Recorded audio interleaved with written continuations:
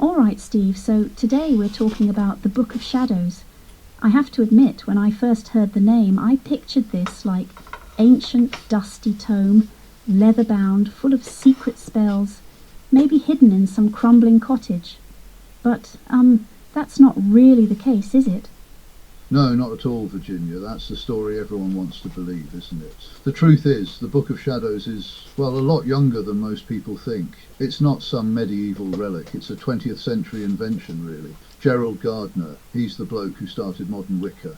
He's the one who came up with the whole thing. I mean, I remember the first time I saw a so-called Book of Shadows, back in the 1960s. I was expecting something ancient, you know, but it felt modern, almost like a scrapbook, really. I was a bit disappointed, to be honest.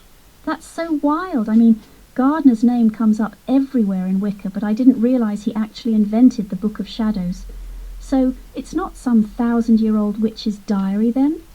No, and you're not alone in thinking that. Loads of people do. Gardner started using the term in the 1940s or 50s, after reading it in some magazine. The Occult Observer, I think. The article was about Indian divination, not even a spell book, but Gardner liked the sound of it, so he pinched the name. That's how it started. So it's basically a modern invention with a really good PR campaign. I love that. But why do you think people are so attached to the idea that it's ancient? Well, people want magic to feel old, don't they? There's something comforting about thinking you're part of a secret tradition stretching back centuries. But honestly, most of what's in the Book of Shadows is a mix of old and new, mostly new, if we're being honest. So, Gardner's process, he didn't just make it all up, right? He borrowed from all sorts of places. Folklore, ceremonial magic, even Aleister Crowley. Oh, absolutely. Gardner was a magpie. He took bits from everywhere. There's folklore, sure, but also a lot from Crowley. Whole passages, actually. Some of the rituals, the language, even the ethics, like the Wiccan reader, are, well, let's say inspired by Crowley's Do What They Will. And then there's Doreen Valiente. She wrote a lot of the actual content. She was the real deal, a proper witch. And she eventually left Gardner's group because she thought he was, well, a bit of a fraud. But she contributed a lot to what people now think of as the Book of Shadows. That's fascinating. So, it was kind of a group project, but with a lot of creative borrowing. And the secrecy, people had to hand copy the Book of Shadows, right? Like, you couldn't just print it out for everyone in the coven? Exactly. You had to copy it by hand, word for word.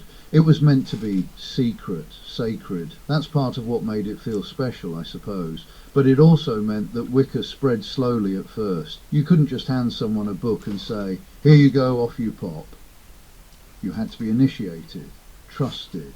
The secrecy was a double-edged sword, really. It kept things close-knit, but it also made it harder for the tradition to grow. Do you think all that borrowing from other traditions was necessary? Or was it, I don't know, a bit cheeky? Bit of both, honestly. On one hand, Gardner wanted to create something that felt authentic, so he pulled from what was available. But yeah, it does raise questions about what's real and what's just, well, cobbled together. I mean, magic's always been a bit of a remix, hasn't it? But some folks get very touchy about what counts as genuine tradition. I suppose that's true for a lot of things. Sometimes you have to build something new out of what you've got, even if it means borrowing a bit here and there. And now the Book of Shadows is almost unrecognisable from Gardner's day. These days, witches keep all sorts of journals, handwritten, digital, illustrated, you name it. Some still call it a Book of Shadows, others say Grimoire or just my spell books. It's become a personal thing, not just a coven manual. Yeah, I've seen people sharing their books of shadows on TikTok and Instagram. Some of them are absolutely gorgeous. I actually tried to start my own digital Book of Shadows last year, but it felt a bit impersonal, like typing spells into Google Docs just didn't have the same vibe as writing them out by hand. I kept second-guessing myself, like, is this even real magic? That's the thing, Virginia. It's not about the format, it's about what it means to you. Whether it's a battered old notebook, a fancy leather journal, or a folder on your laptop, it's your record of your path. That's what matters. The Book of Shadows was never really about being ancient. It was about recording your truth, your magic, your journey. And if it feels authentic to you, then it is. I like that. I think I'll give it another go, maybe with a bit more doodling this time. Or maybe I'll just mix it up, some digital, some handwritten. There's no rule book, right?